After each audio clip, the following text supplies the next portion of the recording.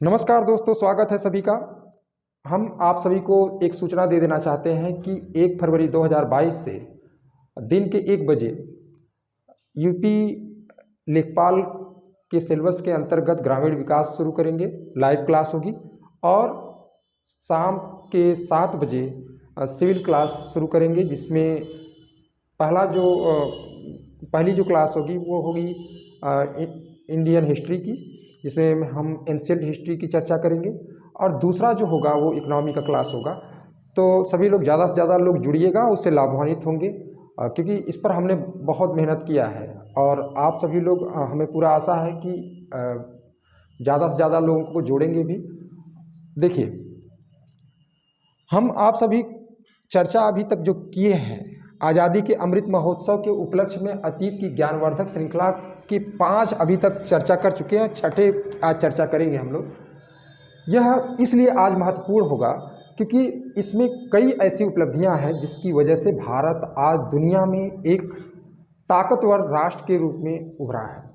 अगर हम बात करें इसरो का, अंतरिक्ष के क्षेत्र में इसरो ने जो मुकाम हासिल किया, मतलब लगातार सफलता दर सफलता, जिस तरह से भारत ने अंतरिक्ष में अपनी ताकत को दिखाया, पूरी दुनिया इस चीज़ का जो है कि लोहा मान रही है। तो हम इसकी चर्चा करेंगे। दूसरी चर्चा करेंगे दुग्ध क्रांति के विषय में कि आज भारत दुग्ध उत्पादन के मामले में दुनिया में पहले स्थान पर है और दुग्ध प्रोडक्ट के मामले में दूसरे स्थान पर है। वही भारत जो कि प्रारंभ में जो है कि दूध के मामले में जो है बहुत पीछे था, आज वह जो है कि दुनिया में पहले स्थान पर आ गया है और उसका श्रेय जाता है श्वेत क्रांति को। अगला जो है बांग्लादेश का जन्म, जिसमें भारत का बहुत बड़ा सहयोग रहा इस बांग्लादेश के स्वतंत्रता में, जो कि हाल ही में मतलब 16 दिसंबर 2021 को इसका 50वां विजय दिवस मनाया गया और इसमें हमारे देश के राष्ट्रपति माननीय श्री रामनाथ कोविंद जी 3 दिवसीय यात्रा कर भारत और बांग्लादेश के संबंधों की मजबूती को और प्रगाढ़ और मजबूत करने का प्रयास किए वो। इसके अलावा हम लोग चर्चा करेंगे चिपको आंदोलन का। आज पर्यावरण के क्षेत्र में जो है कि अगर बात की जाए तो नित्य नए चुनौतियां हमारे समक्ष उभर रही हैं और देखा जाए तो 1973 में ही चिपको आंदोलन उत्तराखंड में शुरू किया गया। तो ये सारी उपलब्धियां हमारे देश की बहुत ही महत्वपूर्ण हैं। तो इन सब पर चर्चा करेंगे हम लोग। तो सबसे पहले हम लोग इसरो की चर्चा करते हैं। इसरो 23वीं जो उपलब्धि है इसरो, आप सभी को बता देना चाहते हैं कि कहा जाता है कि जिस देश का वर्चस्व अंतरिक्ष में होगा, भविष्य में वही देश पूरी दुनिया पर अपना दबदबा स्थापित कर पाएगा। अगर इस क्रम में देखें तो दुनिया के अमेरिका जैसा देश हो, चाहे रूस जैसा देश हो, चाहे चीन जैसा देश हो, ये सारे देश जो है अंतरिक्ष के क्षेत्र में नित्य नए जो है कि मुकाम हासिल कर रहे हैं। अगर भारत की बात की जाए तो भारत भी इस मामले में पीछे नहीं है, चाहे वह चंद्रयान का मामला हो, चंद्रयान अभियान की सफलता हो, चाहे वो मंगलयान की सफलता की बात हो, चाहे वो जो है कि एक साथ अंतरिक्ष में 104 सैटेलाइट 2017 में जो छोड़ा गया, 104 सैटेलाइट, ये जो उपलब्धि रही यह भी बहुत ही महत्वपूर्ण है। तो आइए हम लोग इसरो के बारे में, हालांकि देखिए इसरो की तकनीकी जो पक्ष है इस पर चर्चा हम किसी दूसरे क्लास में लेंगे क्योंकि वो साइंस टेक के अंतर्गत आता है। लेकिन जो उपलब्धि के रूप में हमारे देश में इसरो आज उस मुकाम को प्राप्त कर चुका है जिसकी स्थापना 15 अगस्त 1969 को हुई थी, जिसकी स्थापना 15 अगस्त 1969 को हुई थी। इस डेट को याद रखे रहिएगा। एनटीपीसी वाले, लेखपाल वाले या मतलब जो भी हैं सभी लोग इस डेट को याद रखे रहिएगा, पूछा जा सकता है। इसका पूरा नाम है Indian space research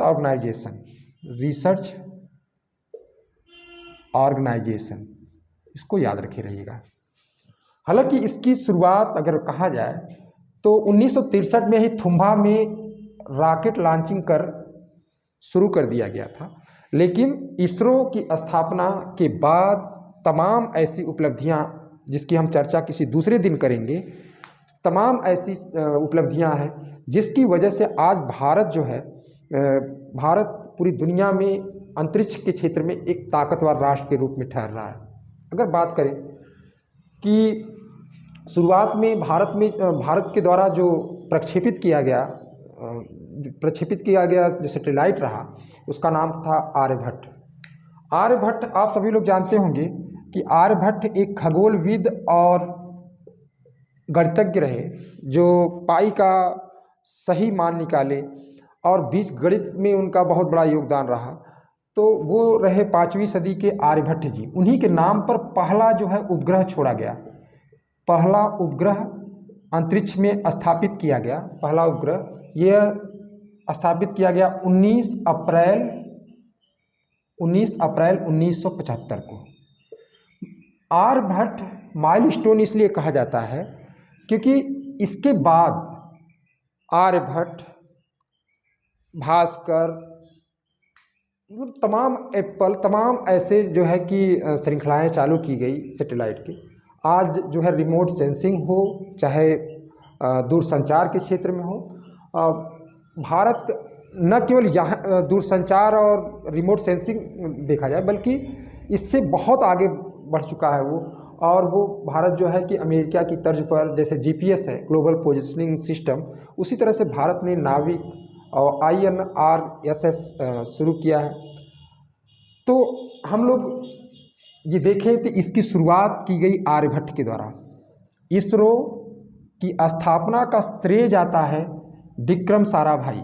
Vikram Sarabhai का नाम कौन नहीं जानता है? विक्रम साराभाई,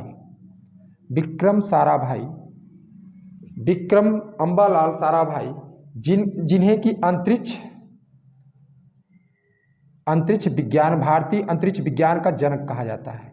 भारतीय अंतरिक्ष विज्ञान का जनक भी कहा जाता है। सभी लोग याद रखे रहिएगा, सभी लोग इस चीज़ को याद रखे रहिएगा। अगला चीज़ देखिएगा कि इसरो की स्थापना के पश्चात आज देखिएगा कि भारत जो है, मतलब कई दूसरे देशों के सैटेलाइट को यहाँ से लॉन्च कर रहा है। मतलब यह क्यों हो रहा है, सब ये क्यों संभव हुआ है? इसका सबसे बड़ा कारण है कम लागत में भारत अंतरिक्ष में सैटेलाइट को स्थापित कर सकता है।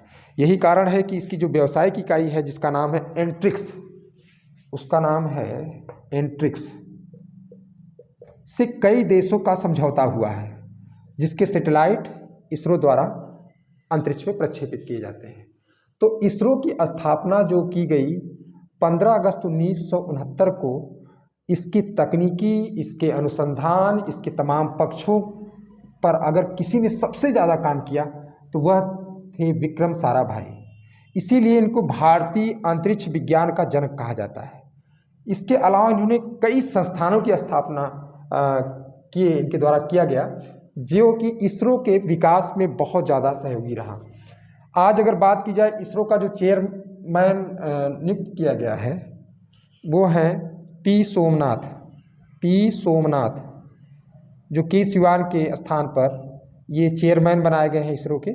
तो करंट में ये याद रखे रहिएगा। लेकिन अगर उपलब्धि की बात की जाए तो इसरो की उपलब्धि और क्या संभावनाएं हैं दूसरे किसी क्लास में, इसकी तमाम पक्षों का, चाहे वो इसकी तकनीकी हो, चाहे अनुसंधान हो, चाहे अंतरिक्ष की दुनिया में इसकी तमाम उपलब्धियों की बात हो। लेकिन अगर हम 23वीं उपलब्धि के रूप में देखें तो यह इसरो एक महत्वपूर्ण संस्था के रूप में है जो अंतरिक्ष विज्ञान मंत्रालय के अंतर्गत अधीन काम कर रहा है इसरो। इसका मुख्यालय याद रखिए रहेगा बेंगलुरु में है। बेंगलुरु लिख लीजिएगा सभी लोग,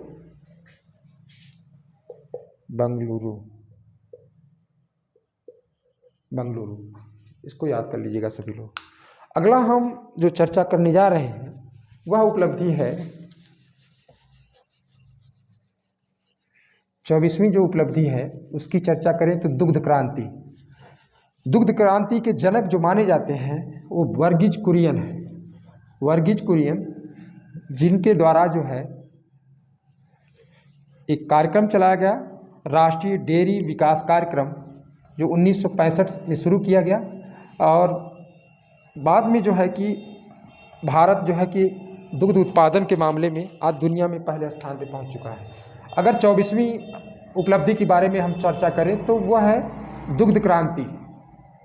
दुग्ध क्रांति, दुग्ध क्रांति दुग्ध उत्पादन से संबंधित है।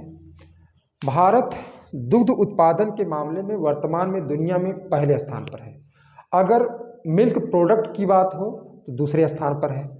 ये चीज़ याद रखिए। इसके जो जनक हैं, इसके जनक हैं वर्गीज कुरियन। वर्गीज कुरियन, वर्गीज कुरियन, इनका नाम याद रखे रहिए, कई बार परीक्षा में पूछा जा चुका है। जनक। अब बात करते हैं दुग्ध क्रांति संभव कैसे हो पाया।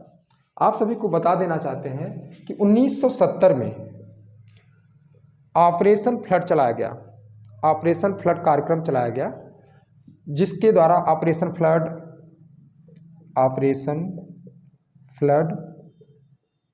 फेज 1, जिसमें कि 1970 शुरू किया गया, 1989 तक चला। फिर ऑपरेशन फ्लड डेट याद रखिए रहिएगा, पूछा जाता है कभी कभार। जो सेकेंड शुरू किया गया 1980 से लगाकर 1985 तक। और जो तीसरा ऑपरेशन फ्लड, जो तीसरा फेज चला, ऑपरेशन फ्लड जो तीसरा फेज चला, वह 1985-86 से लेकर 1996 तक, 95-96 तक। तो अगर बात करें हम लोग कि दुग्ध क्रांति का जनक कौन रहे, वर्गीज कुरियन। राष्ट्रीय डेयरी विकास संस्थान, इसको याद कर लीजिए, परीक्षा में कई बार पूछा गया है। राष्ट्रीय डेयरी विकास संस्थान जो स्थापित किया गया है वो आनंद में। आनंद कहाँ है? गुजरात में। गुजरात में है। जो फूड प्रोसेसिंग कर जो है कि फूड नहीं, जो मिल्क प्रोसेसिंग कर दुनिया में जो मतलब दुनिया में भारत में जो है कि अपने प्रोडक्ट को जो है कि उसका मार्केटिंग इस संस्थान के माध्यम से उत्पादन हो रहा है और मार्केटिंग हो रही है। तो राष्ट्रीय डेयरी विकास संस्थान, जो राष्ट्रीय डेयरी विकास कार्यक्रम 1965 में शुरू किया गया, इसकी जो शाखा मतलब संस्थान है ये आनंद में है, गुजरात में। तो ये जो 3 फेज चलाए गए, इसको याद रखिएगा। जो operation flood first, operation flood second, operation flood third, 1970 से 1979 तक, 1980 से 1985 तक, 1986 से 1996। तो ये तीनों के माध्यम से आज भारत जो है कि दूध उत्पादन में पहले स्थान पर आ चुका है। इसको याद रखे रहिएगा सभी लोग। अब बात करते हैं जो 25वीं उपलब्धि है, 25वीं उपलब्धि है उसकी चर्चा हम लोग करते हैं। 25वीं उपलब्धि कौन सी है उसकी चर्चा करते हैं हम लोग। वह है बांग्लादेश का जन्म, क्योंकि इसमें भारत का बहुत बड़ा योगदान रहा। वहाँ जो मुक्ति वाहिनी के माध्यम से आज़ादी के लिए आंदोलन चलाया गया था, उसी के अंतर्गत है बांग्लादेश का जन्म। बांग्लादेश का जन्म, बांग्लादेश का जन्म हुआ 16 दिसंबर 1971 को। इसके जो जनक हैं, मतलब बांग्लादेश जो आप सभी लोग जानते ही होंगे कि जब देश आज़ाद हुआ तो 2 डोमिनियनों में बट गया, एक पाकिस्तान एक भारत। पाकिस्तान में 1600 किलोमीटर दूर एक पूर्वी पाकिस्तान हुआ करता था, जो 1971 में भारत के सहयोग से, उस समय भारत की प्रधानमंत्री रही इंदिरा गांधी जी, और उनके सहयोग से बांग्लादेश का जन्म हुआ।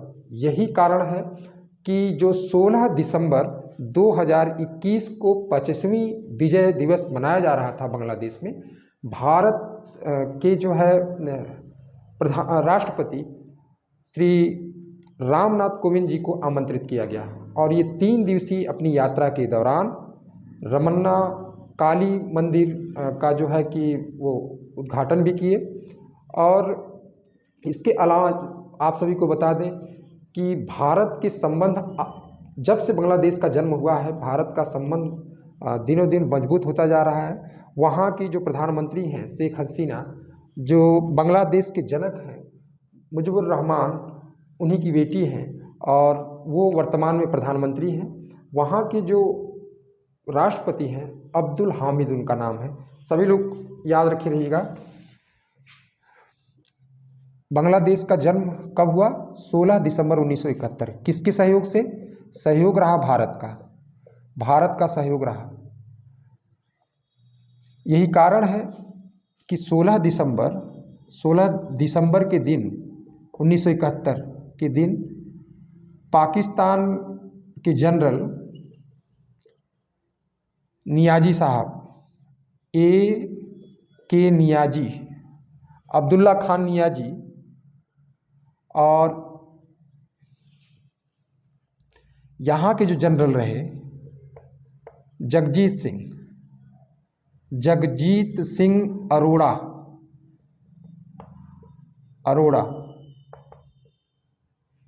पाकिस्तान के जो जनरल A.K. नियाजी ये आत्मसमर्पण कर दिए जगजीत सिंह अरोड़ा और एक समर्पण का दस्तावेज पर हस्ताक्षर किए। इस तरह से बांग्लादेश का जन्म हुआ। बांग्लादेश के जन्म में मुजिबुर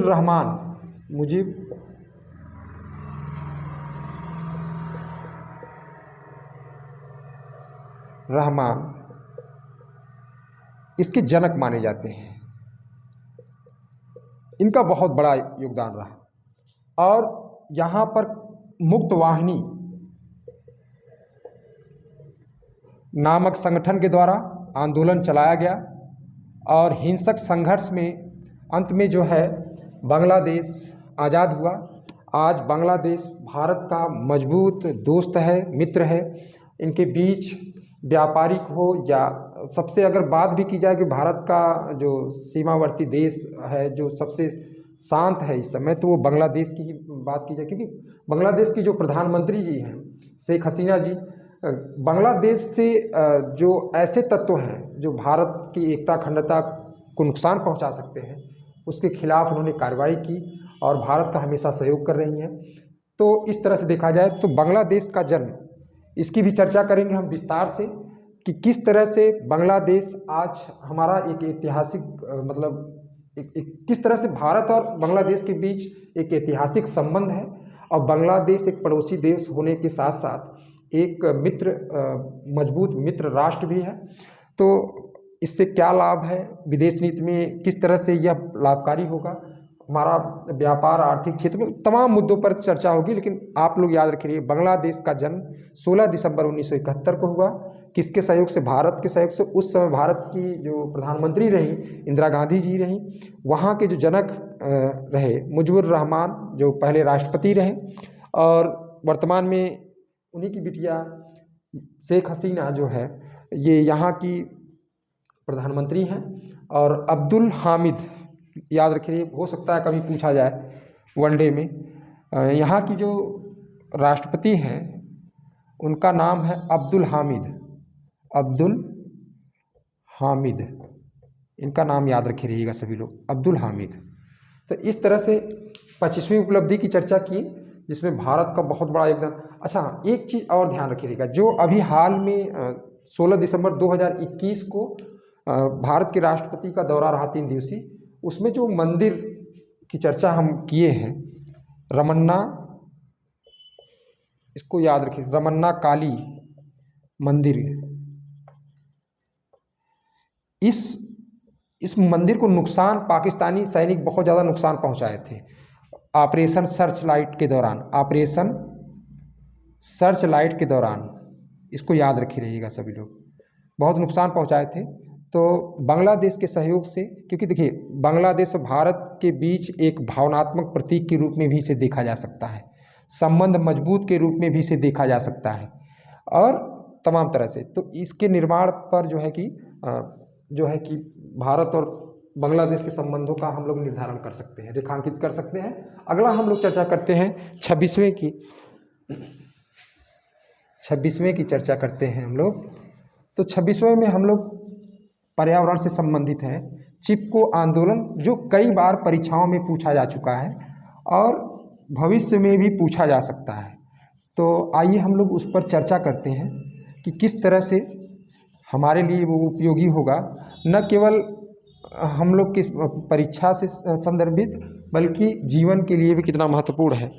पेड़ काटना एक अपराध है, जीवन के साथ खिलवाड़ है। देखिए अगला है 26वीं उपलब्धि। 26वीं उपलब्धि की बात करें तो चिपको आंदोलन 70 के दशक में पेड़ कटाई का जो अभियान, पेड़ कटाई जो सरकार के द्वारा किया जा रहा था, इसके खिलाफ उत्तराखंड के चामोली जिले में, उत्तराखंड के चिपको आंदोलन, पहले तो ये सभी लोग जान लीजिएगा कि ये अहिंसक आंदोलन रहा, एक अहिंसक आंदोलन।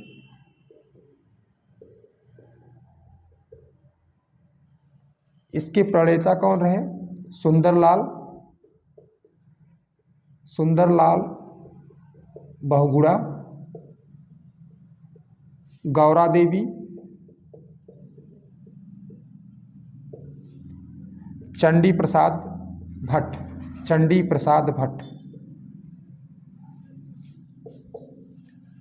1973 में इस आंदोलन की शुरुआत हुई। कहा जाता है कि सरकार के द्वारा पेड़ काटने का ठेका दिया गया और जब ठेका दिया गया, जब काटने के लिए वो लोग 1974 में जब कटाई शुरू करने जा रहे थे ठेकेदार, तो कहा जाता है गौरा देवी पेड़ों से चिपक गई। गौरा देवी के साथ अन्य महिलाएं भी पेड़ों से चिपक गई और उन्होंने कहा कि पेड़ काटने से पहले हमें काटें।